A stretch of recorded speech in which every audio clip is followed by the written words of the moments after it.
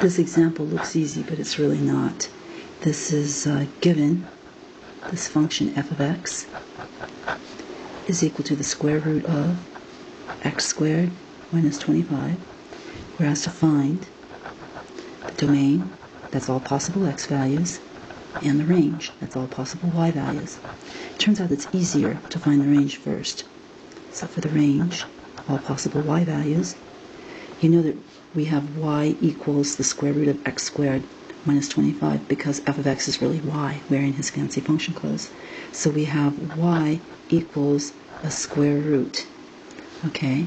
And the symbol square root is always non-negative.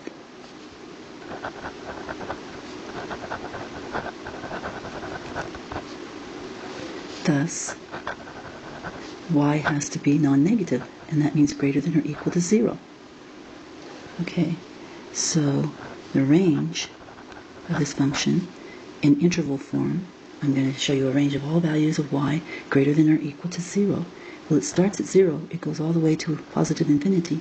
It includes the 0 since there's an equal portion in the inequality, y greater than or equal to 0. And infinity also always gets an open bracket. So this is the range. That was pretty easy. And it happened because the range is the value, all values of y, and we have y equals the square root of x squared minus 25. So if it equals the square root, it can never be negative. It always has to be greater than or equal to 0. That's where that answer came from. Now let's do the more difficult part. Let's find the domain. That's all possible y values.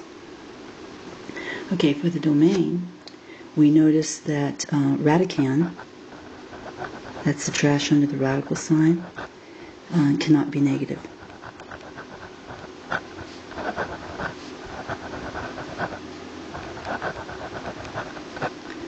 Okay, thus the radicand, which is x squared minus 25, must be greater than or equal to 0. It can be 0, that's not a problem, but it has to be greater than or equal. Okay, so this for x. Okay, that is a second degree inequality, and we did an example like that in class before. That's where we are going to graph. Here's how we do it. Let's graph the related equation.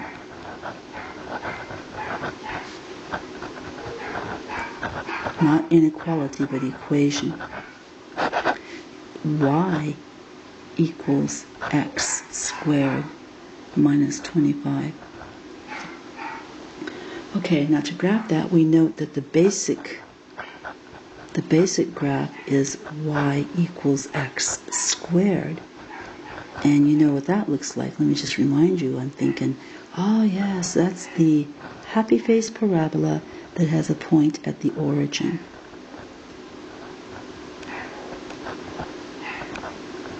Okay, so this is what the basic picture looks like.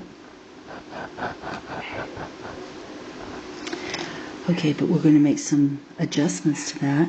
One adjustment specifically. We're going to shift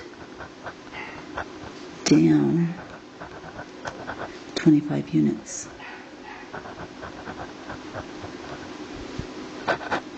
Okay, so that's going to give me the following picture. I'm going to go all the way down to negative 25. Alright, so that's going to look like this. Happy face. Happy face. I'm trying to draw it symmetrically. Okay, so the question now is, this is my y-axis, this is my x-axis.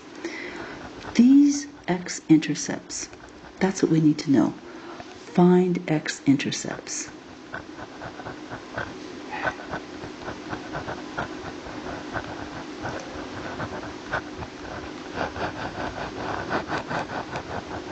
Okay, so the way we're going to do this is the way we always find the x-intercepts. The equation is y equals x squared minus 25. We start off by saying let the opposite variable x equal 0. That will give us, I'm sorry, we're looking for the x-intercept, so we let y equals 0, the opposite variable. So our equation becomes, this equation right here, becomes 0 equals x squared minus 25. Now, we're going to solve this equation to find the y-intercept. So what we're going to do is factor the non-zero side.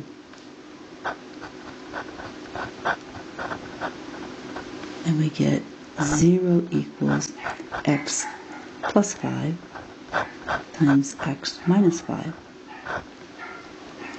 And then we're going to set each of the factors equal to 0 and solve them. X plus 5 equals 0, or the union symbol, x minus 5 equals 0.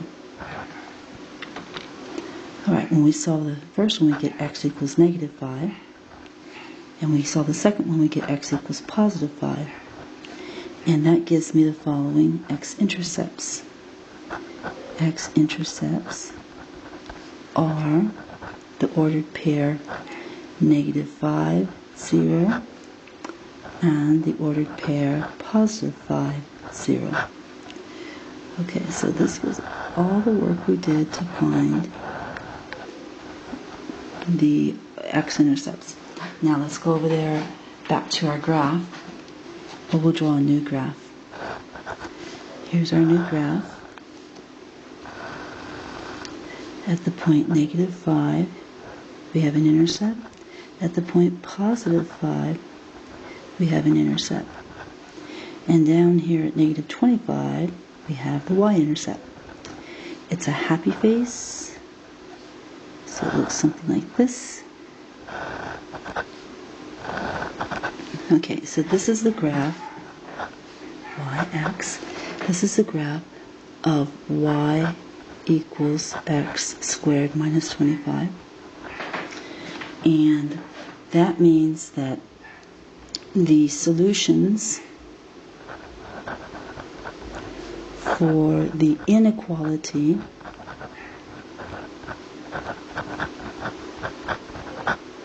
which is x squared minus 25 is greater than or equal to 0. That's what we were doing here, don't forget. We were trying to set the radicand greater than or equal to 0 and solve for x. Well, it turns out that if we look at the graph, the solutions for the inequality x squared minus 25 is greater than or equal to 0 are the x values for which the graph lives above or below. Well, it's greater than or equal to, so above the x-axis. Okay, let's shade those values. And then shall we include the endpoints, negative 5 and positive 5? Yes, because there's an equal portion in the inequality. Oh, my bad, I shaded the wrong part. We don't shade that part. We're shading the part where the graph lives above, and that's all of these x values on the outside with an arrow on the outside, because their y partners are above the x-axis. So the part in the middle is not shaded. We are including the endpoints, 5 and negative 5, because there is an equal portion in the inequality. So we can take all of this work and conclude, thus, the domain is equal to, I'm going to express the interval, two-split interval that I have in the shading, open interval from negative infinity to negative 5, close bracket, union together with, close bracket, 5 to positive infinity. And that's my domain.